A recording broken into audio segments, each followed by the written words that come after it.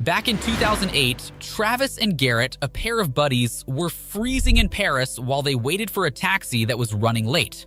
They were getting more and more annoyed, wondering when their taxi would arrive. They had no idea.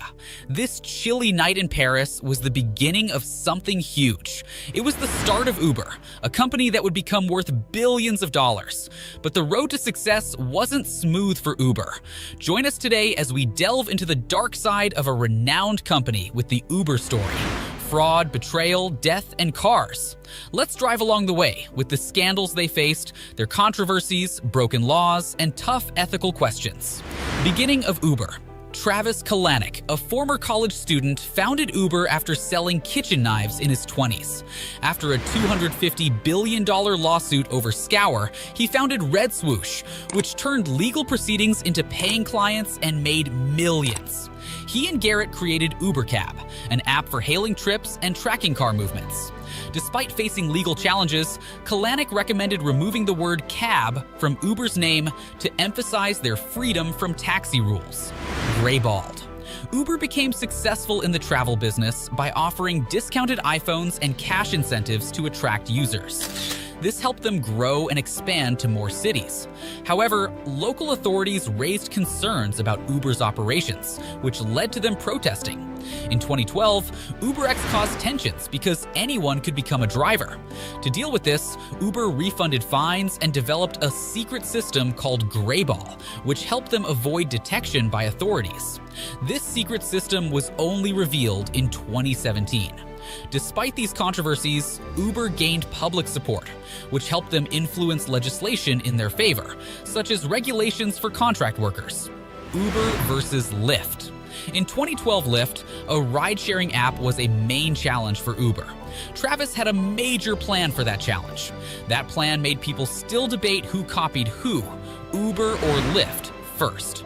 Uber began as a fancy black cab service, but changed to a cheaper model in 2012, which started a big competition with Lyft. Travis made sure Uber won by arranging driver events, giving out promo codes, and making fake Lyft accounts with Hell software. Lyft and Uber fought fiercely in the ride-hailing business. Lyft had pink mustaches on their cars, while Uber put up billboards to compete. Uber even offered extra rides and cash bonuses to outdo Lyft. Despite criticism, Travis and Uber didn't say sorry. Travis's great speaking skills helped Uber succeed.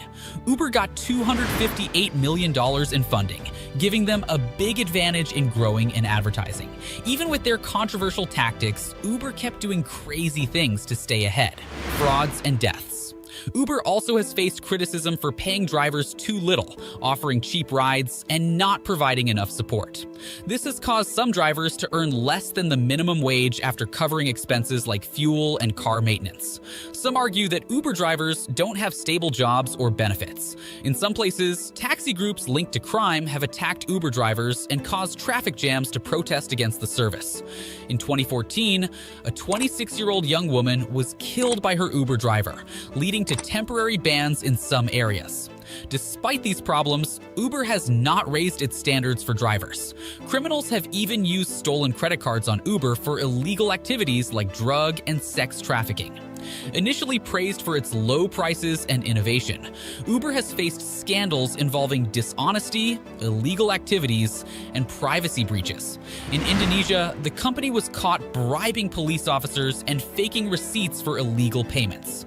Uber's CEO, meanwhile Travis, made unauthorized changes to the app and accessed user information. In a major incident, hackers paid $100,000 to keep quiet about a data breach affecting 57 million customers. Uber also had to pay $28.5 million to settle a lawsuit over false claims of background checks. In 2017, Uber faced backlash for not supporting a protest against Trump's travel ban. This led to many people deleting their accounts, and potentially millions more stopped using the app. Uber versus the world. Following all of these incidents, Uber invested billions of dollars in its strategy to enter China. China, with its vast population of roughly 1.5 billion, appeared to be a goldmine for them. However, Uber rapidly faced challenges. Tricky scammers took advantage of free ride offers, and some cunning individuals even inserted malware into Uber's app to spy on data. Apple became aware of this and informed Uber that they may be booted out of the App Store. While faced with a tough competitor named Didi, Uber had to think quickly. They negotiated an agreement with Didi and decided to end its China operations. But it wasn't all terrible. They received a 17.7% stake in Didi's firm in return. Travis wasn't very happy with the whole thing. Even Uber drivers were leaving the organization. To liven things up, co-founder Garrett proposed entering the self-driving vehicle market. This caused even another issue when Uber began hiring engineers from Google, resulting in a lawsuit accusing them of stealing secrets. In the end, Uber's biggest threat wasn't from outside, it was the chaos within the company itself. The disturbing culture of Uber and Travis. Travis, Uber's founder, wanted to build a devoted and growing firm inspired by the art of war. He believed in developing a sense of belonging in his staff, which led to lengthy hours and sometimes 12-hour workdays. Travis trusted his staff and let them make their own judgments. Uber was divided into tiny teams, each facing a separate city, allowing for rapid mobility while also encouraging rivalry inside the organization. Despite these hurdles, Uber maintained a reputation for hard effort and devotion. But then, some bad stuff started coming out about Uber's culture. There were reports of people being treated badly, especially women. Travis had to step down because of it.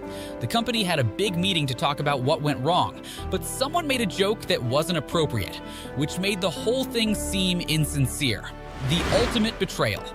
In 2017, Uber CEO Travis Kalanick resigned after a series of controversies. The board and investors blamed him for the company's problems, and Benchmark Capital, an early investor, even filed legal action against him. Travis felt misled and insulted and had no option but to resign. Despite the conflicting views, Travis was a key player in Uber's growth, following Jeff Bezos' lead from Amazon and pouring earnings back into the company. Despite setbacks such as Uber Rush and Uber Eats, as well as hopes of expanding into other countries, his forced departure marked the end of his adventure.